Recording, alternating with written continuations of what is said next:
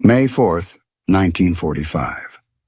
General George Patton's Third Army was advancing toward Pilsen, 50 miles from Prague. His forces were driving through western Czechoslovakia against collapsing German resistance. The Czech resistance was sending urgent messages. Prague is waiting for you. The Germans are collapsing. Come quickly. Patton's forces had covered 600 miles in 3 months at remarkable speed.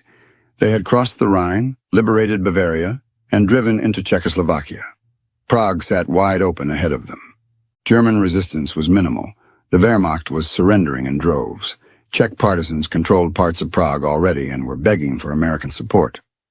Patton could be in Prague within 24 hours. Then the message came from Supreme Headquarters. Halt all advances east of Pilsen.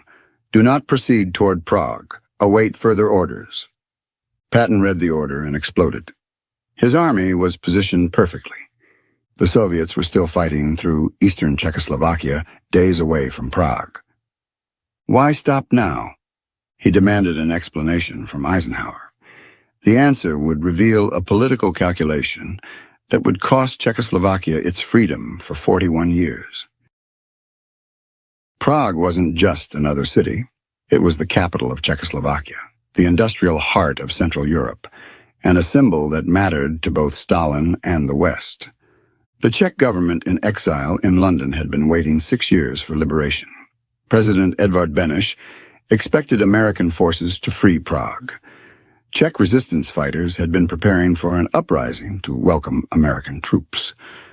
But Stalin had different plans. Soviet forces were advancing through Slovakia toward Prague from the east.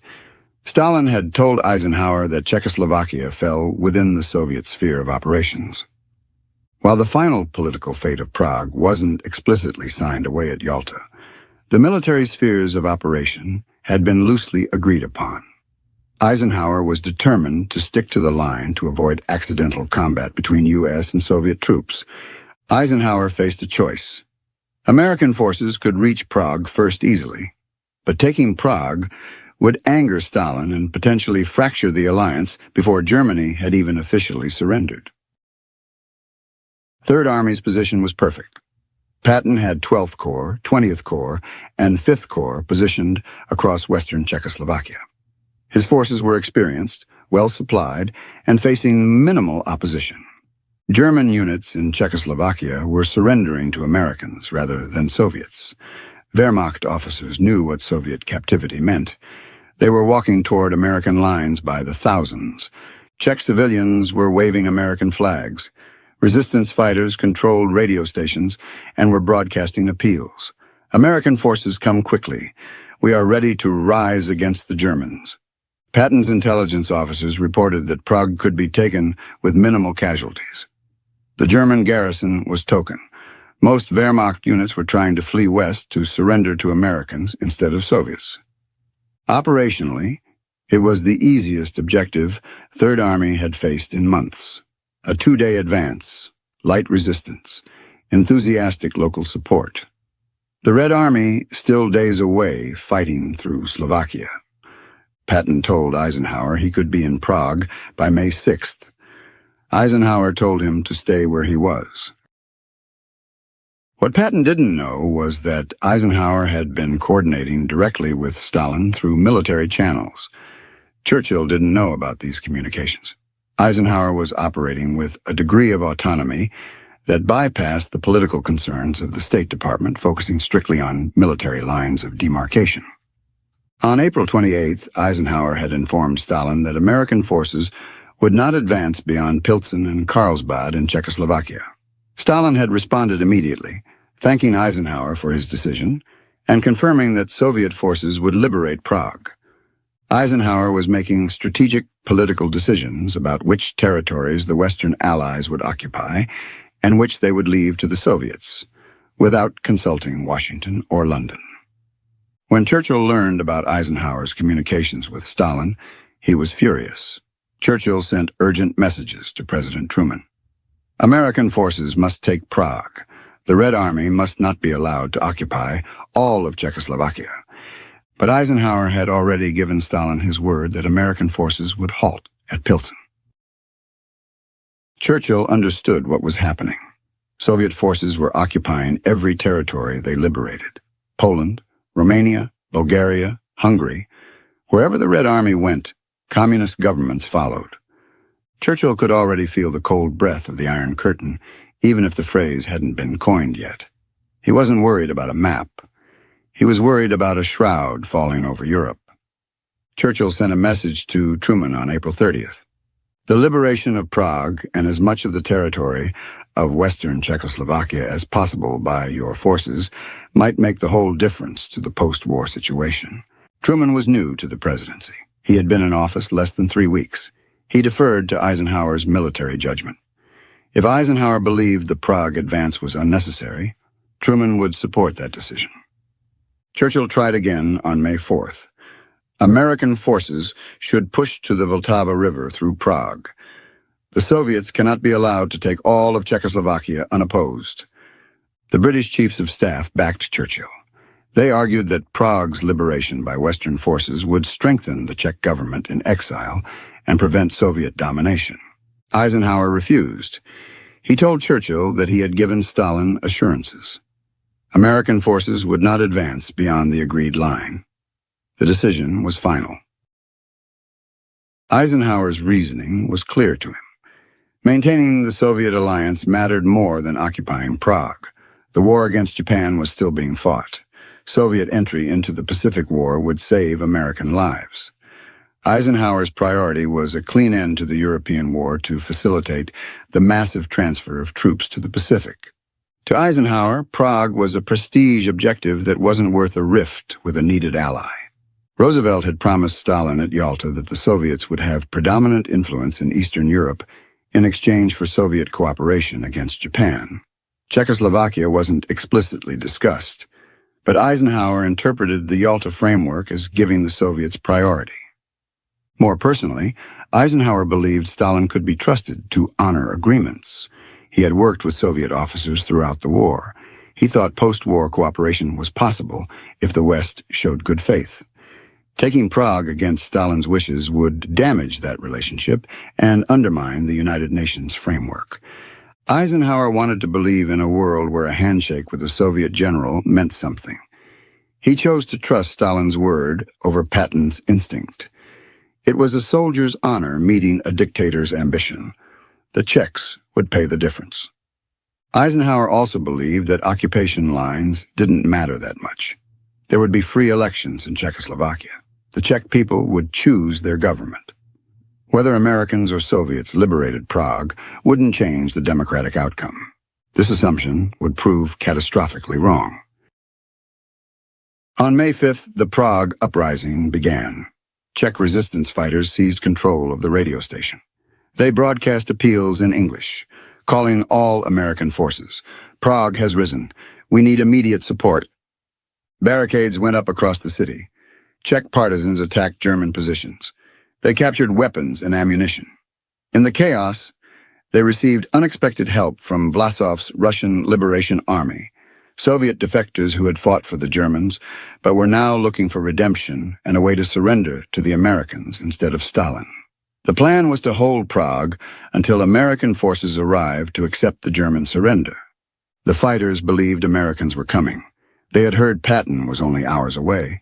They expected liberation at any moment. But Patton's forces stayed at Pilsen. The halt order remained in effect. Eisenhower would not authorize any advance toward Prague, despite the urgent appeals from Czech fighters. German SS units counterattacked the uprising. They were brutal. Civilians were shot in the streets. Resistance positions were shelled. The Czechs were being massacred while American forces sat within striking distance, listening to their radio broadcasts. American GIs in Pilsen sat by their radios, hearing the sounds of women and children screaming for help in broken English. The hardest part for Patton's men wasn't the fighting. It was the silence they were forced to maintain while the radio in the tent wailed for a rescue that wasn't coming. Patton pleaded with Eisenhower. "Let me go to Prague. The resistance needs support." Eisenhower refused. The decision had been made. Soviet forces reached Prague on May 9th. The uprising had been raging for 4 days. Over 1,700 Czechs had died fighting the SS garrison. Thousands more were wounded. The resistance was exhausted. The German commander, General Rudolf Toussaint, had already signed a surrender with the Czech resistance to avoid Soviet capture. But when Red Army tanks rolled into Prague, they were greeted as liberators anyway. Czech civilians cheered. Flowers were thrown. Stalin's propaganda immediately portrayed the Soviets as the heroes who freed Czechoslovakia from fascism. There was no mention that American forces had been closer and could have arrived days earlier. There was no acknowledgement that the uprising had been crushed while Americans waited at Pilsen. The narrative was set. The Soviet Union liberated Czechoslovakia. The Red Army saved Prague. The Communist Party organized the resistance. The West did nothing. President Beneš returned to Prague on May 16th. He found Soviet troops occupying the city. Soviet officers were already meeting with Czech Communist Party leaders. The political groundwork for Soviet control was being laid. Beneš believed democratic elections would still be possible. He trusted that Czechoslovakia could maintain independence despite Soviet military presence. This hope would last 3 years. From 1945 to 1948, Czechoslovakia maintained the appearance of democracy. There were elections. Multiple parties competed. President Beneš governed from Prague. But Soviet influence grew steadily. The Communist Party controlled the Interior Ministry and the police. Soviet advisors worked with Czech security forces. Political opponents began disappearing. Czech Democrats appealed to the West for support. They reminded Britain and America that Czechoslovakia had been promised independence. They pointed out that Soviet pressure was increasing. The West did nothing. Czechoslovakia had been liberated by the Soviets. It fell within the Soviet sphere of influence. American forces had stopped at Pilsen as agreed. In February 1948, the Communist Party staged a coup. Armed workers' militias occupied government buildings. Opposition party leaders were arrested or fled. President Beneš was forced to accept a communist government. Foreign Minister Jan Masaryk, who had worked for years to maintain Czech independence, was found dead in his pajamas beneath his bathroom window. The communist authorities claimed he jumped. The rest of the world knew he was pushed. When Jan Masaryk hit the pavement at the Chernin Palace in March 1948, it wasn't just a man falling. It was the final echo of the help that never arrived in 1945. The window he was pushed from looked out over a city that Patton could have saved in an afternoon. Czechoslovakia remained under communist control until 1989. Decades behind the Iron Curtain, Soviet troops were permanently stationed on Czech soil. Political dissidents were imprisoned. Free speech was crushed. In 1968, Czech reformers tried to create socialism with a human face during the Prague Spring. They loosened censorship, allowed criticism of the government, and talked about democratic reforms. The Soviet response was invasion. Warsaw Pact tanks rolled into Prague on August 20th, 1968. The reforms were crushed. The leaders were arrested. Czechoslovakia remained a Soviet satellite.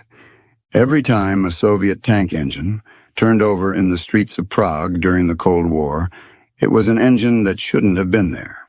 It was the ghost of a decision made in May 1945, a decision that traded a tactical win for a generational tragedy. Patton never forgave Eisenhower for the Prague decision.